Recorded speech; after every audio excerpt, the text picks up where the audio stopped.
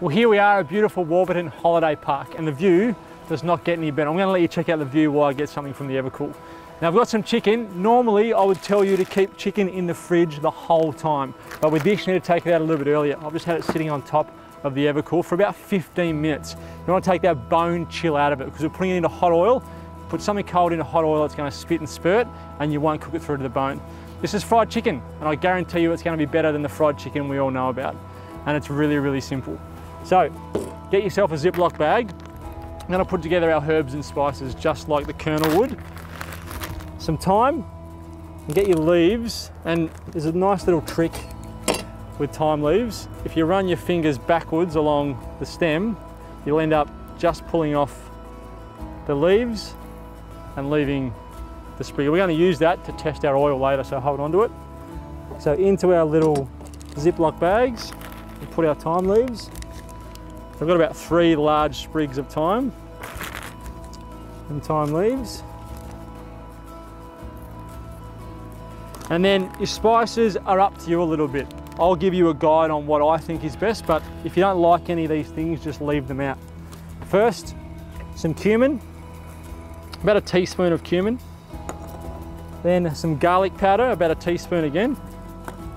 Then some onion salt, about 2 teaspoons of onion salt. Some smoked paprika. Good pinch. Well, actually, I probably don't need any salt. I've got onion salt in there. If you're using onion powder, then add some salt. But I've got onion salt. And coriander, ground coriander. And then I want the juice of 1 lemon. Squeeze that in. And that creates a bit of a wet rub for our chicken. Now, the lemon will help break down the proteins in the chicken, so tenderize it a little bit, and also means that our spices are going to stick to our chicken. Juice in, zip that up, give it a little squelch. Then in there goes our chicken. So, drumsticks. I've got drumsticks, thighs with the bone in, and wings. If you wanted to do chicken tenders, you could. And we get a thigh as well.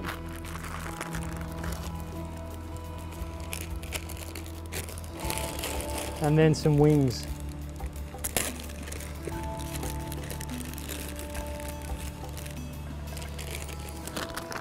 Zip that up.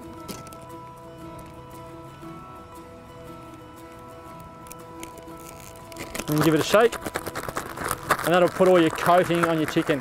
Now, if you wanted to, you could leave this for 15 minutes for all of that to soak in. But if you're in a hurry and you want your fried chicken straight away, you could leave it for 2 or 3 and then get to the coating.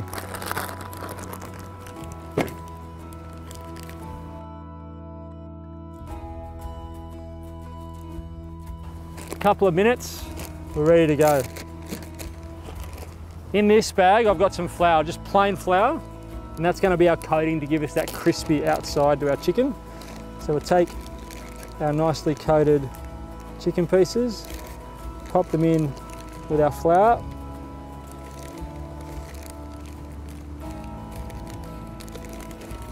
And then it's the same thing. You need to give it a good shake, get a good coating of chicken on the outside, good coating of flour on the outside of the chicken.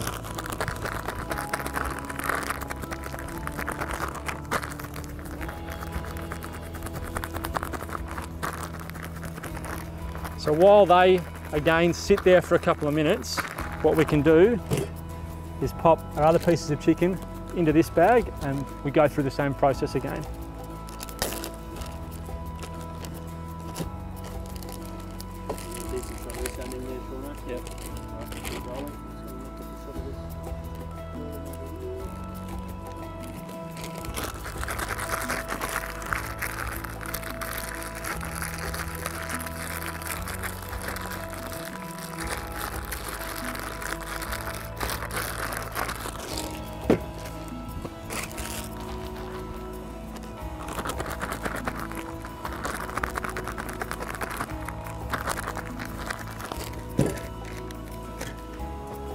And this is where holding on to your little thyme sprig comes in handy. Because this has got moisture in it, like you would with a chopstick if you're doing it at home. If we pop this into the oil and we see bubbles coming out, our oil is hot enough. So in, you see those bubbles coming out? So it means we're ready to go. Chicken out. You can try and get off the excess flour if you want. The more flour you leave on there, the more of a crispy coating you're going to get. So that is our fried chicken. Straight into our oil. Now don't overcrowd the pan because you'll cool it, or the wok, because it'll cool down. So probably 2 pieces at a time. And while that does its thing and bubbles away, we'll get a little bit of paper towel ready for it to come out onto. So just keep an eye on the chicken. Obviously the bottom of the wok is going to be the hottest, so make sure you're turning it over every minute or so.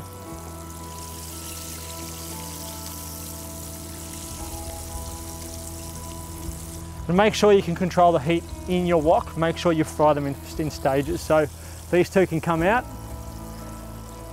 and we'll pop a couple more in.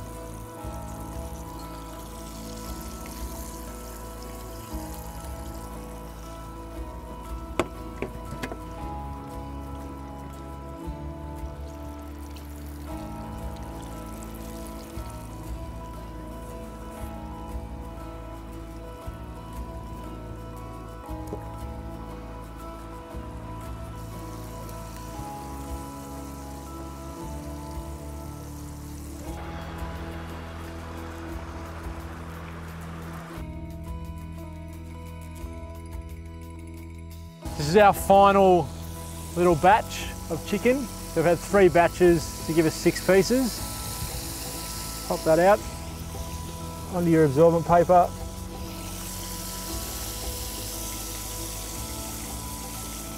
Last bit on, and there we go. That's my version of camp fried chicken, cooked on the pig.